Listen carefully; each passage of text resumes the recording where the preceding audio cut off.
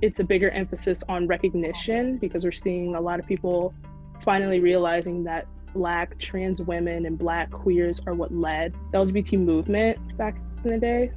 And I think that now that we don't have, all the parades and all the fun stuff, and that it's kind of a crossover with the whole civil uprising that's taking place with the Black Lives Matter movement, we're saying, oh wait, like, we left behind so many queer people of color. Why don't we finally give them the recognition that they deserve?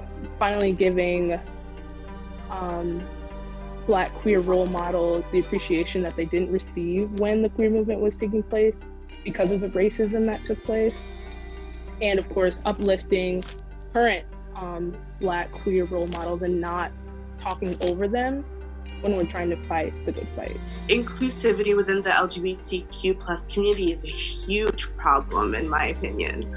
I mean, the gay best friend trope, you have, white gay best friend who's gonna go with you, go shopping, and we have the whole makeover scenario.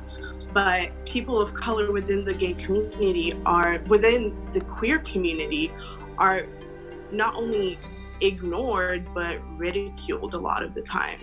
So, I mean, myself as a African American who also identifies as a lesbian, it's very hard to walk into a space that's dedicated to queer people when all of a sudden, the second you walk in, you see an entire group of white people, but you don't see yourself within that group.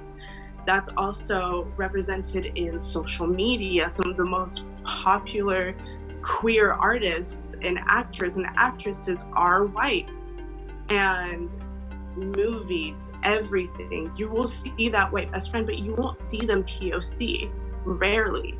And they won't get that overwhelming positive feedback like, oh, we loved it, we want more of it. It's going to get a completely different reaction, as in, this is a political statement, this is inappropriate, etc., etc. The fight for racial equality of Black Americans and LGBT people are interconnected because, Black, queer, and trans people exist, but also just because the history of the Black radical tradition.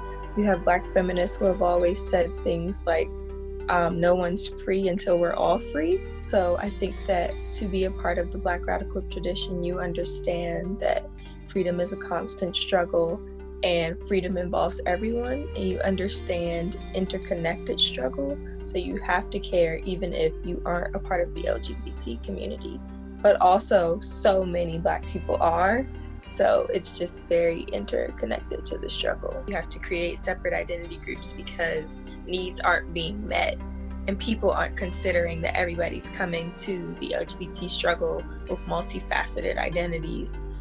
So yeah, there are things we have in common, but their radical difference is important. And like Audre Lorde says, it's our differences that really matter the most, and it's our differences that we need to have sensitivity towards and that we need to pay attention to. And a lot of people don't understand that. They want to do movement organizing based on everything we have in common, and that creates way too many gaps, and you can't get your needs met like that. So like, what does it mean to have a society that understands radical difference and embraces radical difference is far more profound than some of the things we see today.